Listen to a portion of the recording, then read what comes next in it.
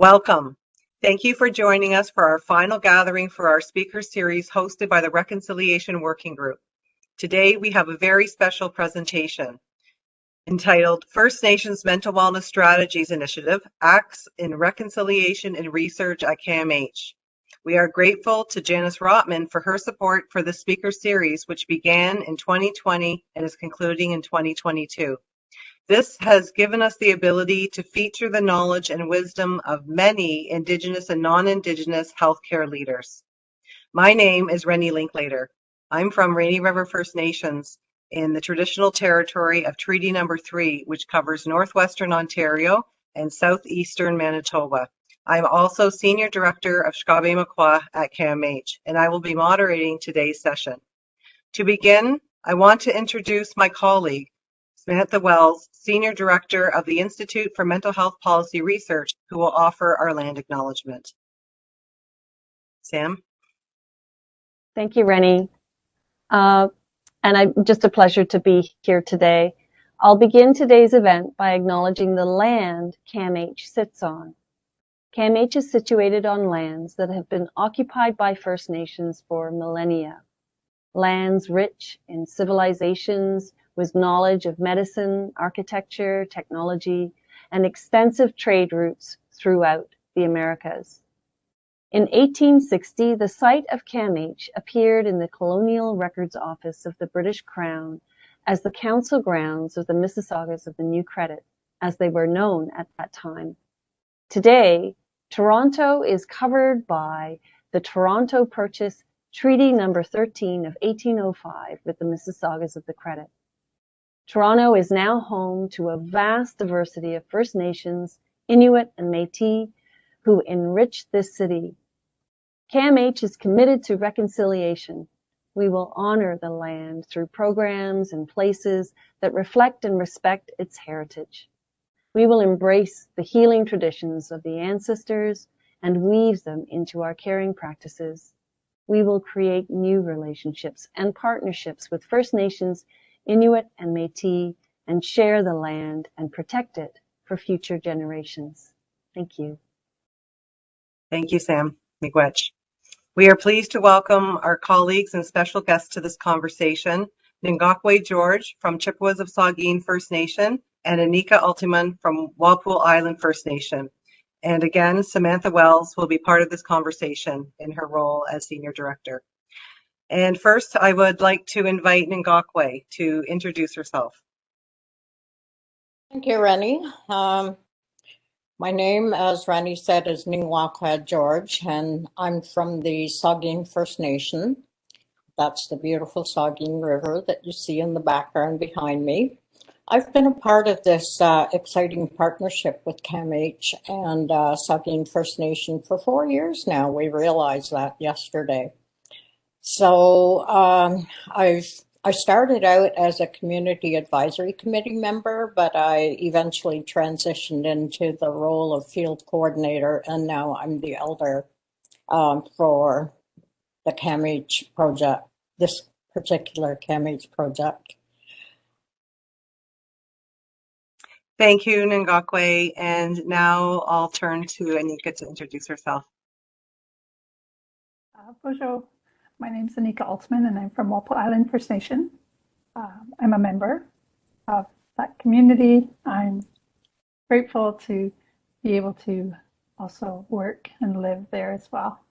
I had joined CAMH as a community advisory circle member as well, and I think that was in 2018. And so over the years, have changed roles into research assistant with CAMH. So thank you. Thanks so much, Anika. And Sam, I'll pass it to you. Oh, thank you. And it's truly an honor and privilege really to work with you, Rennie, in Shkaabe Makwa, but also with Ningwakwe and Anika, from whom I've learned so much about research in First Nations communities. So yes, I'm Senior Director of the Institute for Mental Health Policy Research at CAMH. And I've just had I don't know how to put it really, the most rewarding experience working with First Nations on this initiative, the First Nations Wellness Initiative.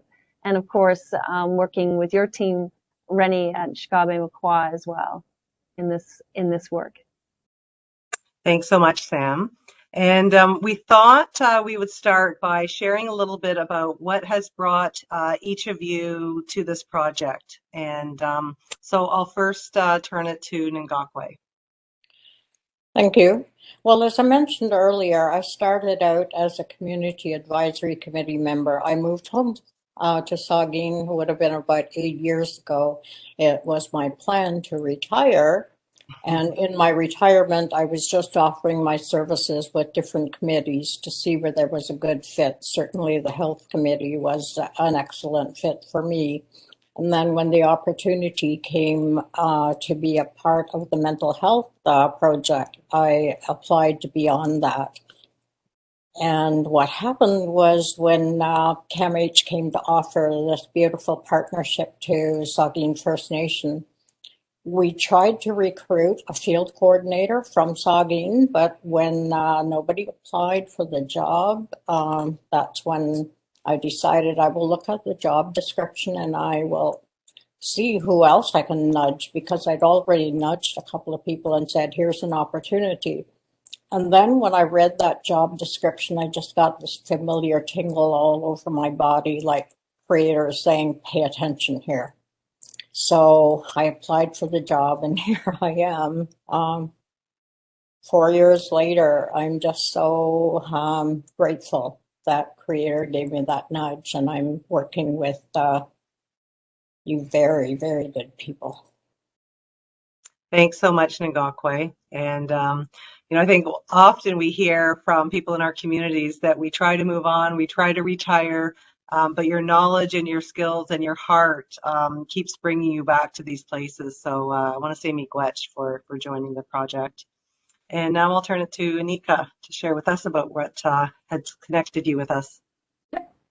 So my initial connection was through employment with the Chatham Kent Community Health Centers. So as a manager there of clinical and client services, our organization received an invitation to join the Community Advisory Circle. So lucky to join the circle in that capacity. In terms of the research assistant position, that came subsequent as our community was just starting off on the initiative. So further along in the journey, once the team was starting to evolve or expand, I didn't think anything of it until I had others nudge me and ask me if I've seen the posting. So I think it was sort of a last minute thing that I had applied because I wasn't considering it. It wasn't on my radar. So I applied and was fortunate to be hired as part of the research team. So I was only one of there was 2 other research assistants and then a field coordinator for Walpole. So that was the very initial joining of or to CAMH. Great, thanks so much, Anika. And I just also want to acknowledge that this has given us a really amazing opportunity to have research staff that live and work within their communities and still be a part of the CAMH team. And it's just such a nice way, I think, for us to continue to think through how we can be supports and how we can collaborate and really be able to support the communities in our journey to wellness. And now I'll pass it to Sam, who has long roots within this project, joining the team. Thank you, Rennie. And I thought what I would do right now is share a little bit of a description of the First Nations Wellness Initiative. So I will be moving here to a presentation that I hope you can all see. And as you can see here from this first page, this is the team that you're seeing today. And I think this really captures the theme of reconciliation, acts of reconciliation. And I think that in this, as we chat today, some sharing around acts of reconciliation in the context of this initiative will be of interest to the viewers. So this really is a collaborative, community-driven research to action initiative. And the whole goal of this work is to build holistic wellness strategies developed by and for First Nations. So I'll start with a little bit of a description of the objectives of this initiative. So I'll give an overview of the initiative, describe the objectives, the overall model and stages of the initiative, the research principles, and then Ningwakwe and Anika will be sharing a lot more about how the First Nations Wellness Initiative has impacted their communities. So starting with the objectives, first of all, a main objective is to really get a better understanding of mental health, substance use, and trauma. And of course, within the context of understanding that a lot of these issues stem from trauma related to the impacts of colonialism. But also understand system weaknesses and strengths, identify a priority area within the community and help to develop, implement, and evaluate wellness strategies, to share knowledge, and also support capacity building within communities to develop the wellness strategies. So this is a kind of a cyclical model to show you how the First Nations Wellness Initiative runs. So first, we start with a learning process, the local data collection and analysis. Then we move to the identify phase where we identify a priority area within the community. Then we have the action phase where we build out a wellness strategy using participatory action research. And then sharing, and that involves sharing knowledge, tools, and lessons learned. And I did want to acknowledge that the initial funding that came from this work was from the Ministry of Health and Long-Term Care. And we subsequently received funds from CIHR, which we'll talk about a little bit later. So in the learn phase of the initiative, we establish a community advisory circle, and we also establish a collaboration research agreement. And I'll touch upon those in a few minutes. And in terms of data collection, we bring our mobile lab, the CAMH mobile lab, into the community. This way, we're not burdening the community by using their limited space. We actually have the space for all of the data collection to occur in the mobile lab. We run a community-wide survey and incorporate Indigenous specific measures and build in any measures that the community feels are really important. And we also hold interviews with people with lived experiences as well as family members of loved ones to gain their perspectives on mental health and substance use challenges. And finally, we hold discussion groups with service providers, again, with a sense of, and to capture information on how the system of services is working for people within the community. So service providers' perspectives are really important as well. Now, in the identify phase, what we do is we do a lot of analyses and synthesis of the data. And then we share those findings with community members. And this is a process that can be done differently in every community. So, for example, in Saugeen First Nation, we held a community feast. I believe there were over 180 people there at that feast, and we shared the data back. And then they voted on a priority area in that community. And so, for example, in Saugeen, the community identified substance use challenges as their priority area. And in other communities, the priority area can be very different. In Aamjiwnaang, for example, they selected youth depression and anxiety. In the action phase, and this is where things get, this is, to me, is the most important phase, is working with a participatory action research team to include their lived experiences and to get them involved in gaining a deeper understanding of the priority area, explore existing initiatives, and to design their own wellness strategy. And this is done differently in every community. We usually use arts-based methods. And so, for example, in Saugeen, we used Photovoice, and Ningwakwe will be sharing about that in a minute. And then the sharing phase, and this actually happens really throughout the First Nations Wellness Initiative. We share tools, success stories, videos, infographics. We hold forums both at the community level, but also across communities to share best practices, what's working, what isn't, and how to best implement wellness strategies. This initiative is guided by really important research principles. We establish in every community a collaborative research agreement. This is absolutely essential to establish guidelines around governance, how the data will be owned and controlled and accessed and stored.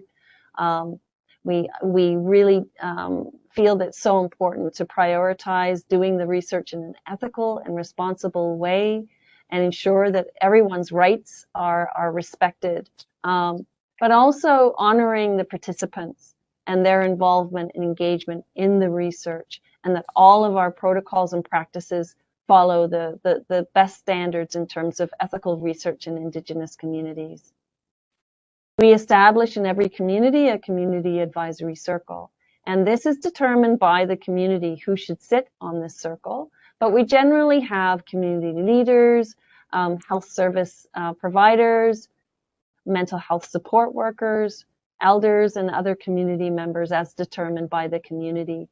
Community capacity building is absolutely a key priority, and this comes out in different ways.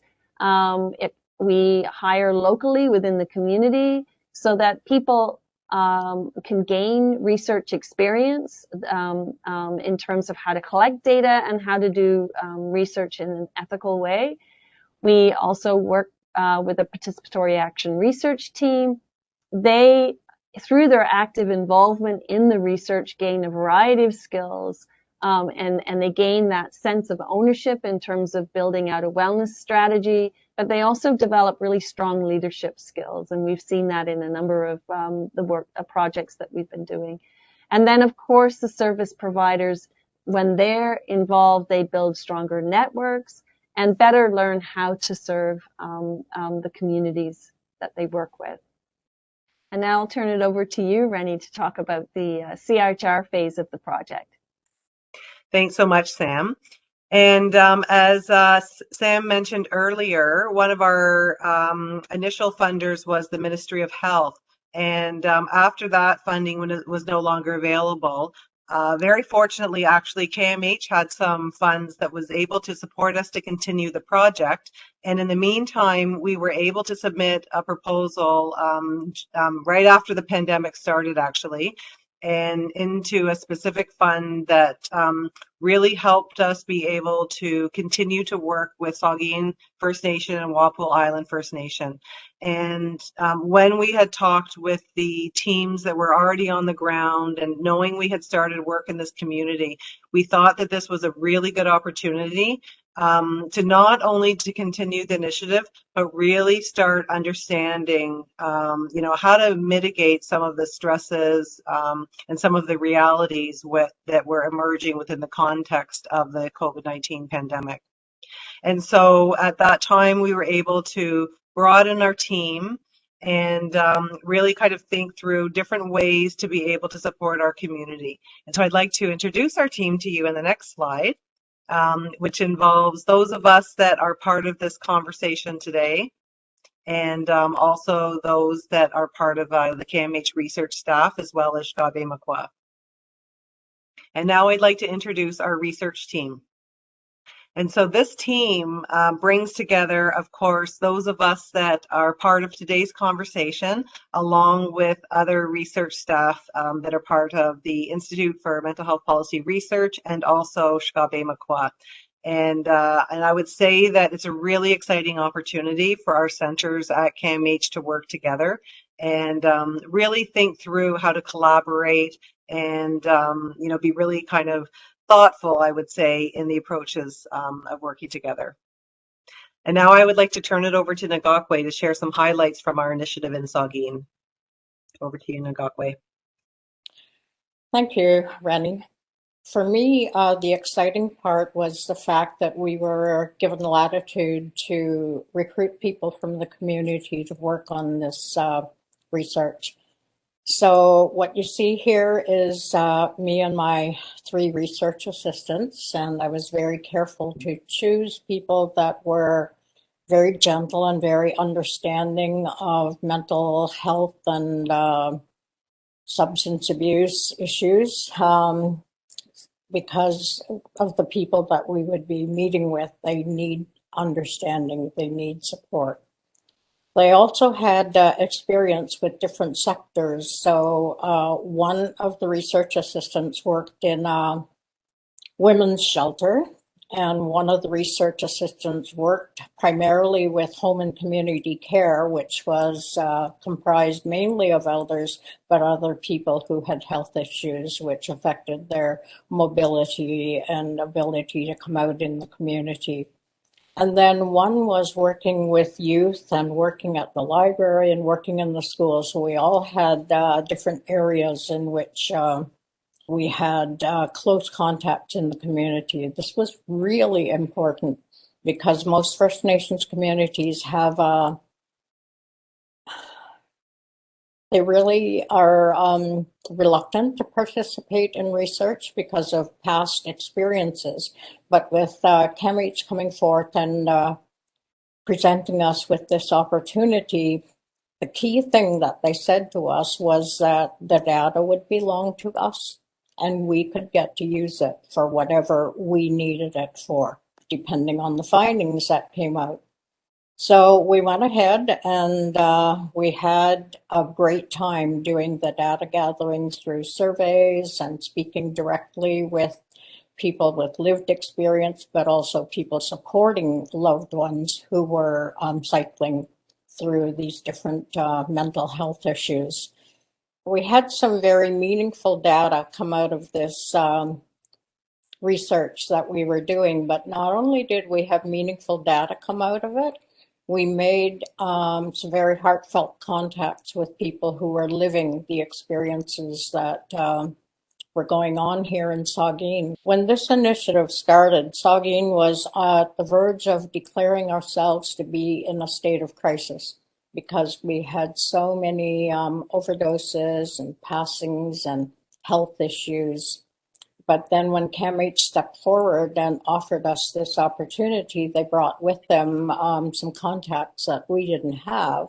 So we were able to reach out to different organizations to help us look at different ways of addressing some of the issues that were going on here.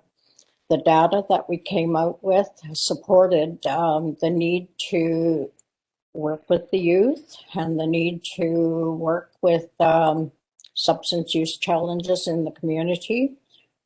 So we had when the pandemic started, we were already in a state of crisis, but the pandemic only exacerbated it. So we were struggling with a lot of things, I think is the best way to say it. We were doing our very best to deal with the many challenges that were already before us, but then, as I said, exacerbated by the pandemic. In particular, we had a youth group here who were very affected by some things that they saw happening that they really didn't want to have going on here in our community. But they also had some really good ideas about what should be happening. So on their own, they came together, and at first they called themselves a council. but the youth council, but now they're going through a name change. So when I caught wind of this youth council, I suggested to CAMH that maybe we should pull them together and talk to them and do a focus group with them. I was so impressed with how well prepared this group of youth were. They were anywhere from their late teens to their mid-20s. They had made extensive notes before they came to talk to us. I think they actually must have rehearsed what they were going to say to us, because they shared, they waited for each other to finish, and they made meaningful comments like, and to add to what she said. So while all this was going on, we had a graphics illustrator that was capturing what the youth were saying. So their first question, they were to tell us some of the issues that they could see going on here in Saugeen. And like I said, keep in mind that these youth were in their late teens and to their mid-20s, and they're saying things like, everyone carries trauma. And that the COVID isolation meant that because we had to stay home, we were on lockdown, we couldn't go to those healthy places anymore that they used to go to get the kinds of support that they needed. They also pointed out that workers were overwhelmed when they tried to reach out to the workers because they couldn't go to the places. They would try to phone, they would try to make an appointment, but it was really hard because you couldn't do a face-to-face meeting. You had to be put on a waiting list, many protocols in place. It was hard too when some of our membership lives off reserve. There were many things that were offered to us here on reserve, but the off reserve members had difficulty, and so it hurt some of our people here, particularly the youth in the community, when they realized that they had brothers and sisters living in the nearby towns who weren't able to access some of the things that were given to us, like an emergency fund, food drop. There were people from nearby communities who donated a lot of food. Volunteers put them into boxes and brought them out. Those kinds of things really affected the youth, and they brought that up to us. Next slide, please. So the next question we asked them is, what kind of improvements would you like to see? They, of one voice, said, we need to get back to our culture. We need to connect with our elders. Some of the people in the group were LGBTQ2S+. And so they've been living with some of the judgments and misunderstandings of what it means to have that identity. So they suggested that there needs to be some acknowledgement. They wanted to tap into mentors. And next slide, please. We finished off that discussion with them by asking them what they saw as the strengths in our community. They said that before the pandemic, we had the physical places that people could go. There was the rec center where there were all kinds of activities going on. Right now, they're teaching archery classes. People could go and play basketball, all kinds of sports. They would go to the library and have storytelling nights, language nights. And the youth center was open for different activities. They would take them on field trips. COVID made all of that very, very difficult. But they also identified that we have some very, very good support workers in the community who work from the heart. I think a very common theme that came out for me from the youth that I spoke to was the ones that lead from the heart. They're the ones that have impacted them and helped to make a difference in their lives. So next slide, please. For me, I think the most meaningful part was that we were able to do Photovoice. What this meant was that we recruited, I was told to recruit about 15 people. and I was able to get 17 people. I recruited people based on what they told me from the experiences that they shared with me when I was interviewing them or doing the survey with them. But people on the Community Advisory Committee also recommended people, and people stepped forward when they heard that at our community meeting, we had identified substance use and addictions as our priority area. One literally said to me, "Hey, I'd like to be a part of that." So we pulled them together. I was able to get 17 people, and we gave them a camera. Some of them had never had a camera before in their lives. We taught them how to use the camera, and they said, "We would like you to spend the next little while going out and taking pictures, but keep these 3 questions in mind. How has substance use used by yourself or a loved one impacted your well-being? What helps you to cope with stress and challenges in your life resulting from substance use? And finally, what strengths does your community have that can be built on to help address substance use issues?"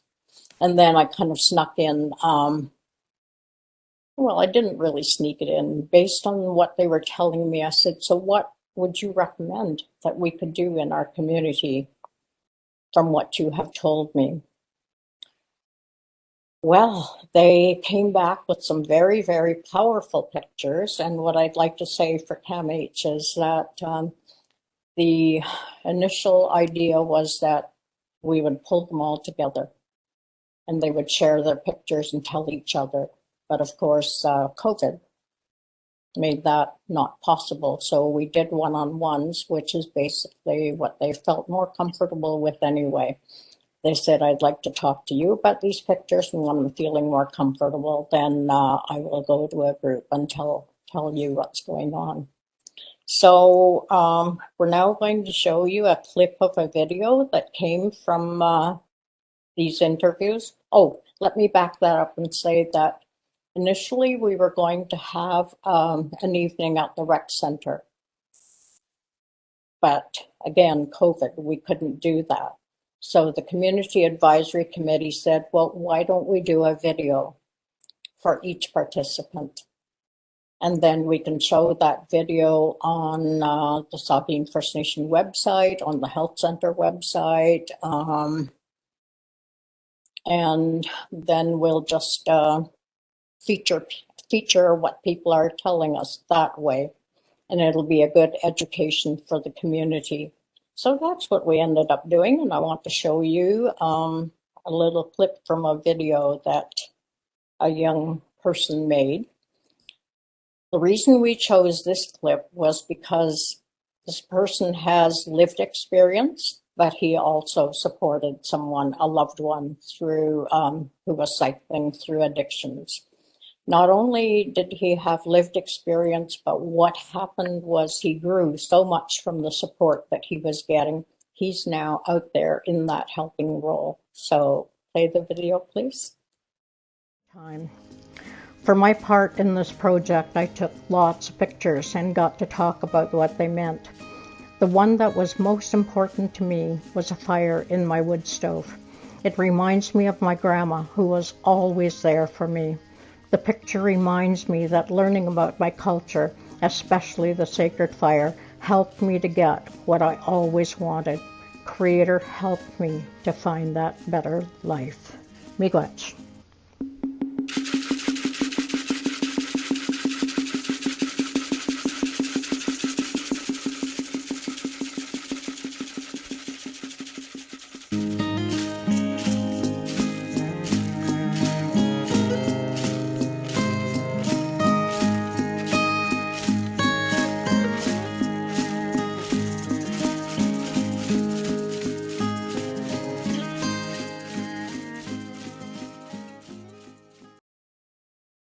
There were also a couple of other meaningful things, very meaningful things that came out of this initiative and the data that we were able to collect. As I mentioned earlier, we were already in a state of crisis when this initiative began. People told us over and over again that to address these addictions, we were trying to send them to different places, but there were policies that made it very difficult. For example, the most infamous one is they must be clean and free of substance 30 days before they can get in. We lose a lot of them. And if they are able to get away to treatment and then come home, one person literally said to me, it is like one big trigger coming back home here. And so we tended to lose a fair bit of them there too. Our health director thought that it would be a good idea to do a transition house. So she asked me to go with her to a meeting at Chief and Council and present the data that would support building a transition house right here on the community. So I pulled out all the different stats, and now here we are. A year later, I can honestly say 14 months later, we now have a transition house in the main part of our village. So you see a picture here of the outside of the transition house. It's called a wigwam, but it doesn't have a sign up yet because they only got staffed and they've only started taking people in the last couple of weeks. And then you'll see the common area in the picture, and you'll also see a bedroom. It's a 5-person facility. It's a 5-bed facility. They take in men and women. They have men and women on staff, recruited people from the community. And when I was talking to the person who's been hired to coordinate the transition house, she has such heart for her work. But she also said that, to do an evaluation of this might be a good idea. We don't have a picture here for the RAM clinic, but when I was collaborating with Chief and Council and with the health director, they were in the beginning stages of establishing a RAM clinic, and they realized that a lot of our findings supported doing a RAM clinic right here in the community. Rapid access to addiction medicine. There were some misunderstandings here in the community about what a RAM clinic was, but when we were able to pair our findings from the CAMH initiative to some of the questions that people had about why are we catering to these people, then it opened their eyes that in some ways it could be a life-saving measure. So they too want to be a part of some sort of an evaluation of the work that they're doing. So hopefully we can have that happen soon. I want to thank you so much, Ningwakwe, for your work within the community and for sharing these, really significant initiatives and impacts that this project has really brought forward. Thank you for giving me the opportunity to add one more thing. When I was speaking with the person who is the coordinator at the transition house, we both did some research, and we found out that Saugeen First Nation is the first First Nation community in Canada to have a transition house right in the community. So this for us is pretty important. Very much. Amazing. Thanks so much, Ningwakwe, for sharing these really important impacts that this research initiative has been able to work collaboratively with the community in order to bring forward. And with that, I would like to pass it to Anika, who will share with us some of the highlights from Walpole Island First Nation. Thank you, Rennie. Before I start, I would like to say how inspired I am by the work of Saugeen.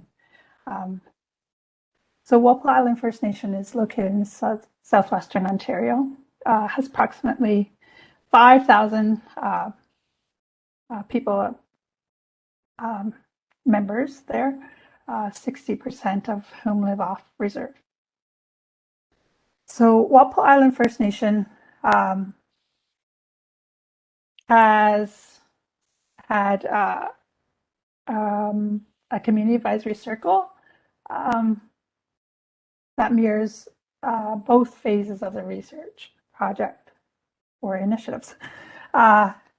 In the research team for the first phase, we had a field coordinator and a research assistant who were from a local First Nation, while two of us were from Walpole. It's important to acknowledge both the past and present Community Advisory Circle for their contributions, as well as the research team.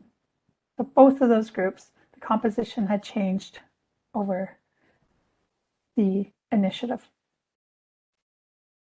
But more importantly, we'd like to thank Walpole Island First Nation for their support in this initiative. So I'll give you a glimpse of what the project looked like on Walpole.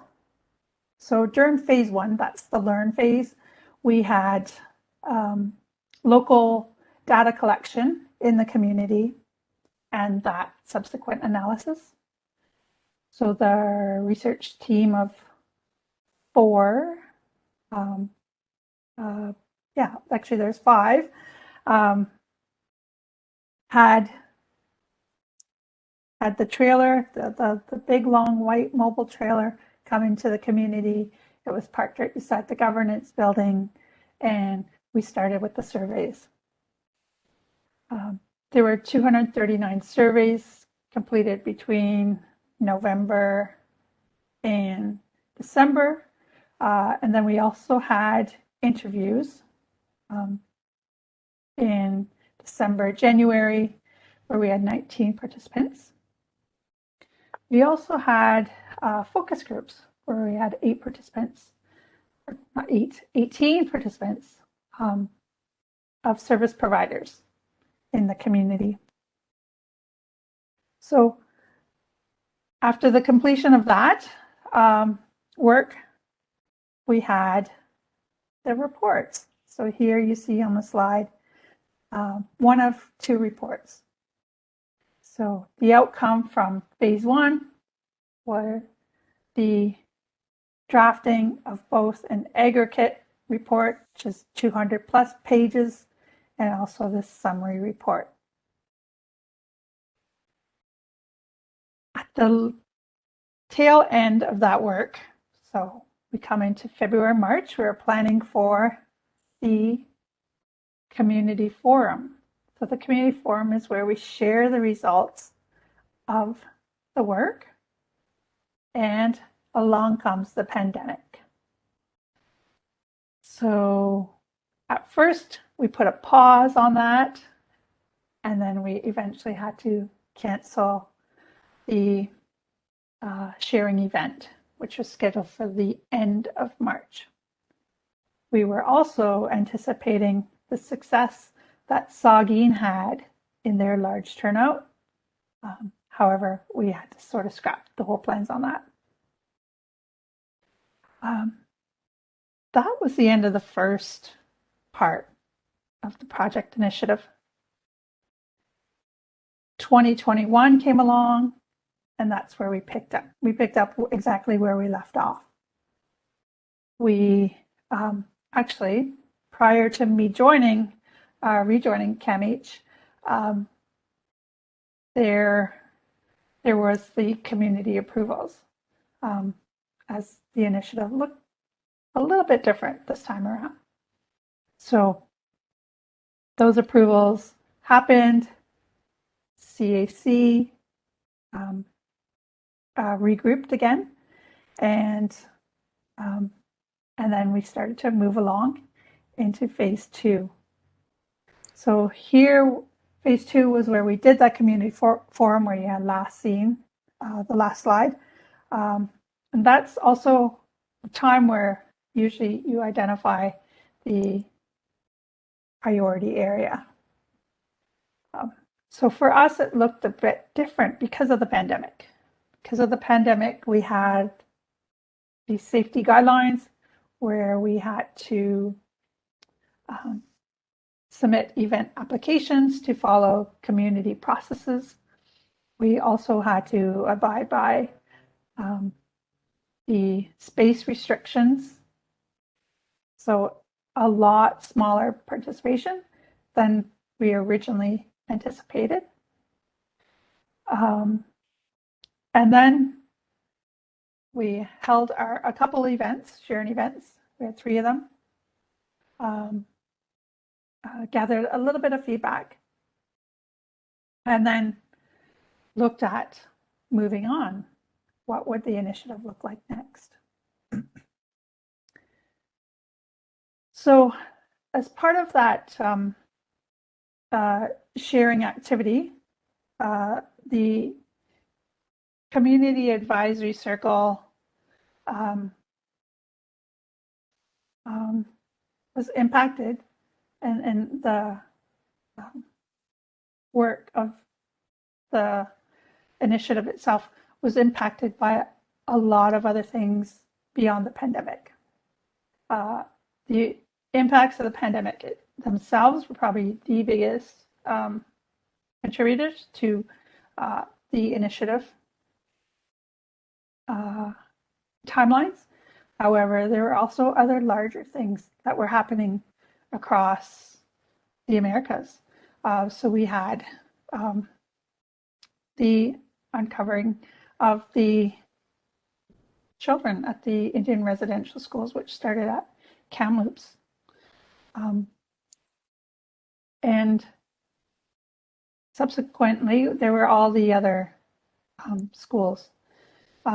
So that definitely had impacted our CAC. And as the CAC and the research initiative moved along, we came across some other things that impacted the research initiative.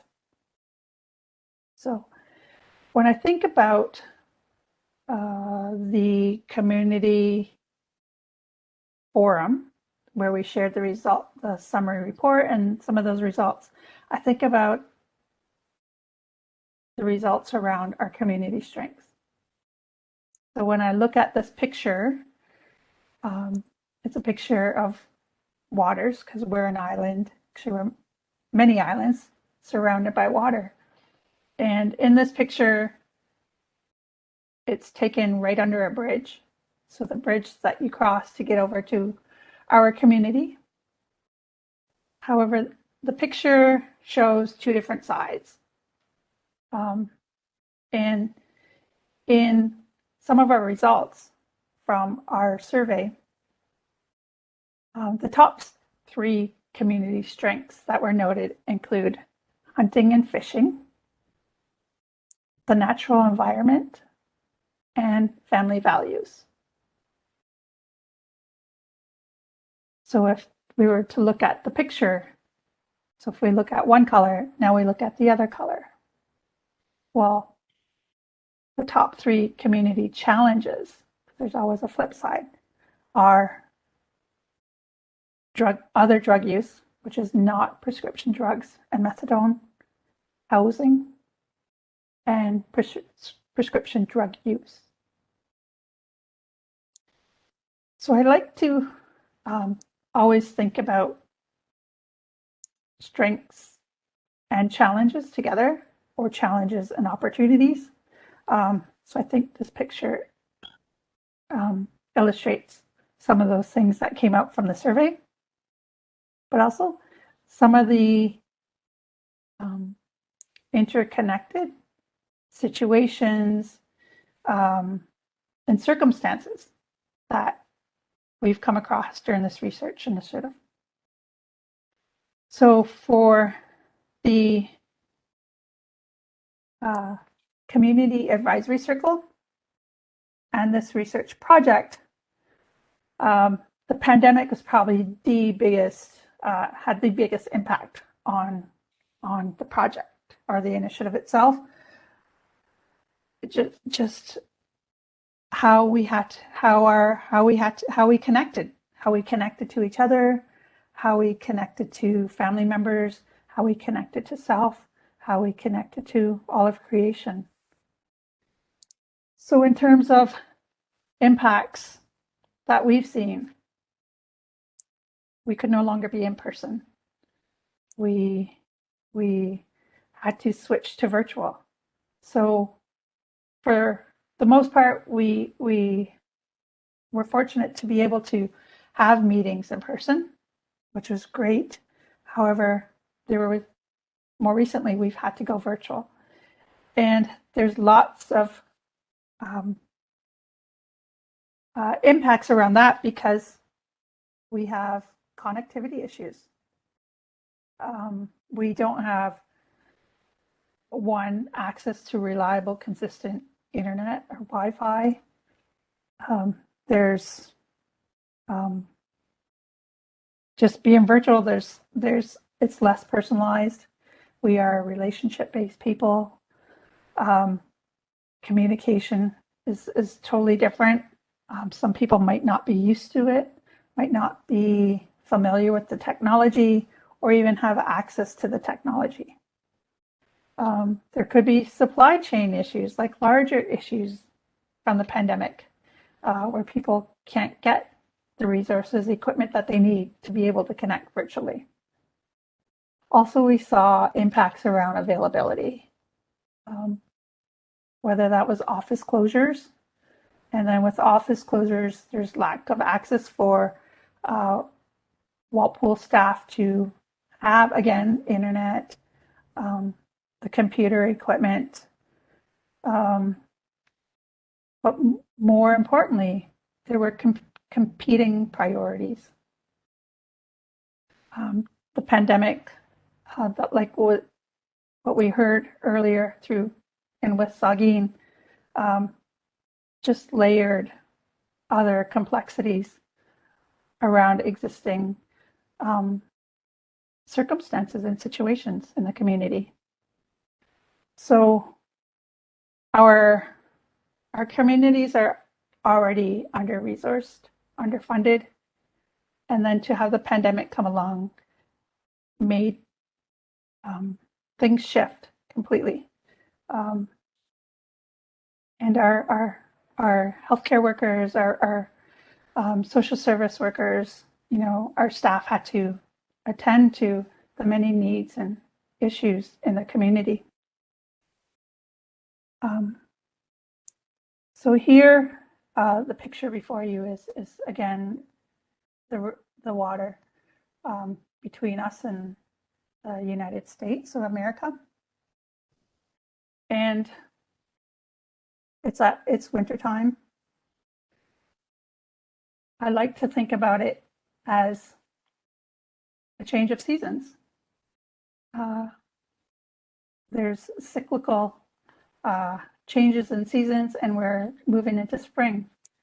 So I like to think that there is new life coming. And I also think that this picture represents some of the important things around the impacts of this research initiative within our community. I think about the existing partnerships. So CAMH and within built and are strengthening their partnership from the first phase into the second. We've had a change in people, both in the composition of leadership, elected leadership, the CAC, and Walpole staff. That has made impacts around timing for our activities. And more importantly, around increased time to have a shared understanding. In terms of the future, or the development or the next steps, where we go from here, I think through this experience and my observations, it's been great to see a shift in thinking around research. Walpole is very familiar with research. We often think of ourselves as research to death. However, this project has shown a shift in thinking where research can be meaningful. Research can have an impact on us. And we look forward to learning from Saugeen and the other First Nations to see how it has impacted their community. Anika, I want to say Miigwech for all your work in Walpole Island First Nation. It's it's actually been a newer experience for us to work with Walpole. We haven't had that opportunity until this point, so it's we really look forward to continuing to working with the community. And with that, I will pass it to Sam for some acknowledgements. And I just wanted to echo your comment, Rennie, and also just thank Anika and Ningwakwe so much. And also thank the communities most of all as well for their participation in this work, for their, the participants themselves for really sharing their stories and opening up, to us. And we really do hope that this work, as Anika said, at the end of the day, really the goal is to help communities and in any way, shape, or form that we can do that. And listening is really key.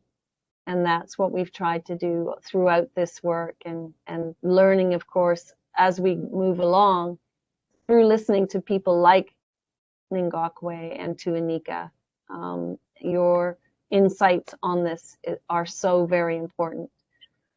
So just in terms of acknowledgements, I just do want to recognize our funders, including the Canadian Institutes of Health Research, but also the Ministry of Health and Long-Term Care for supporting us as we move through developing wellness initiatives that are driven by the community. Miigwech, thank you. Miigwech, thank you, Sam, and Anika and Ningwakwe. And, just as I'm listening to all of you and I'm thinking about the whole notion of reconciliation and acts of reconciliation and research at CAMH, it's really reminding me of that reconciliations are really opportunities to work with communities in ways that matter to communities. And I think about everything from our methodologies.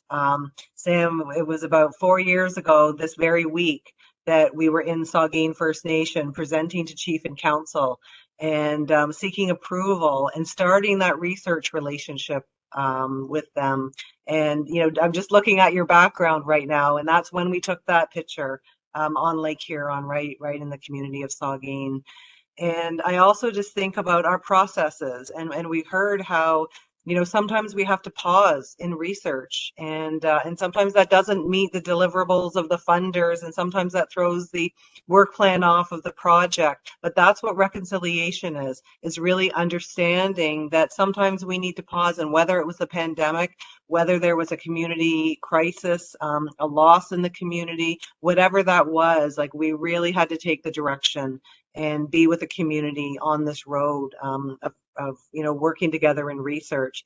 And I also think of another act of reconciliation and research was really, this ability to hire staff, research staff within the community and to build capacity. So First Nation communities themselves have the understanding, get familiar with the methodologies and, and develop those skills to be able to utilize these and work with these processes long after the initiative is, shifts on to another way.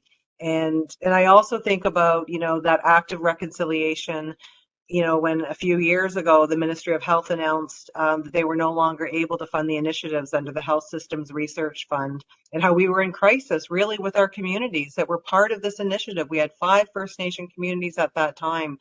And Samantha was able to go and talk to CAMH leadership, and they were able to work with some discretionary funds from a CAMH donor to be able to continue the project. So we didn't lose the relationship, and we didn't, miss a step in continuing to be able to support the very important initiatives and work and priorities that had already been identified.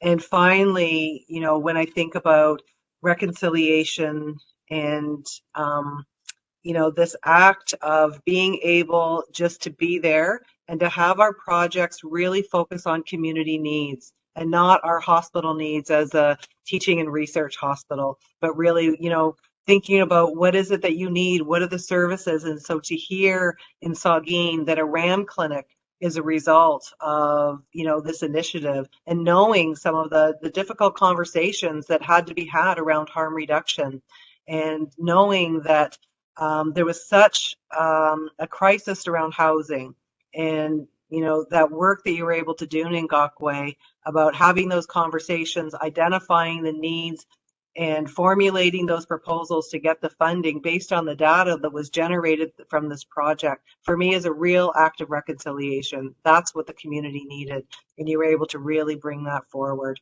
And I think of Anika, the ways that we've been working with Walpole and how we've had to shift, and you brought forward such important things for us to consider, that while we're in the midst of many of these projects, life happens. Really difficult things have emerged, like the unmarked graves of the children that have happened within the pandemic, and many of the other changes that are just part of evolution.